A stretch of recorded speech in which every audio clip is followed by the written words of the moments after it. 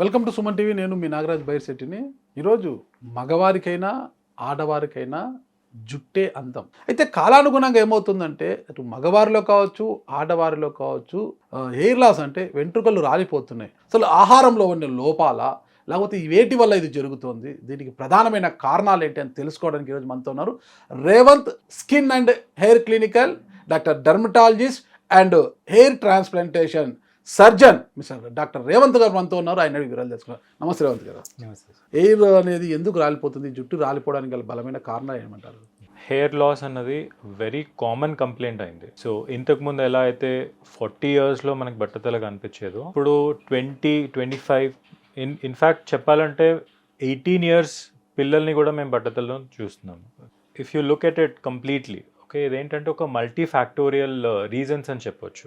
ఒక్క రీజన్ని దీన్ని pin point చేసి దీనివల్ల హెయిర్ లాస్ అవుతుంది అని మనం చెప్పరాదు. జనరల్గా కూడా మనకి ఒక 50 to 100 వరకు హెయిర్ లాస్ అవుతుంది. సో దాన్ని regular hair loss, telogen loss అంటాం. అంటే ఆ హెయిర్ పడిపోయి మళ్ళీ ఆ హెయిర్ రీగ్రోత్ అవుతుంది. 50 to 100 పడిపోతే మళ్ళీ ఆ 50 to 100 రీగ్రోత్ అవుతుంది.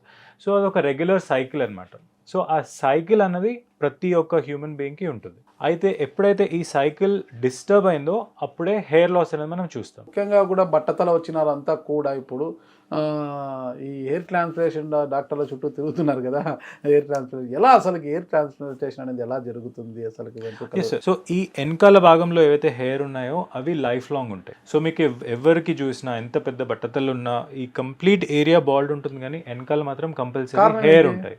These hair are genetically protected అనమాట. సో మేమేం చేస్తామంటే ఆ హెయిర్ని ఆ రూట్స్తో పాటు తీసి వాటిని ముందు పెడతాం.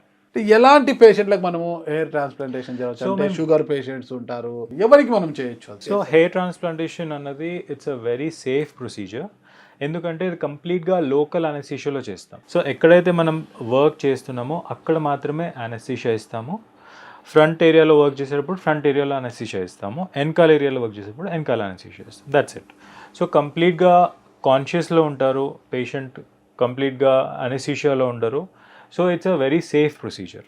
అండ్ డయాబెటీస్ కానీ డయాలసిస్ కానీ ఇవన్నీ వాటిలో ఏంటంటే we don't take risk in hair transplantation. Risk అంటే ఏంటంటే ఇప్పుడు డయాబెటీస్ కంట్రోల్ లేకపోతే ఏ సర్జికల్ ప్రొసీజర్ చేసినా ఇన్ఫెక్షన్ రావచ్చు.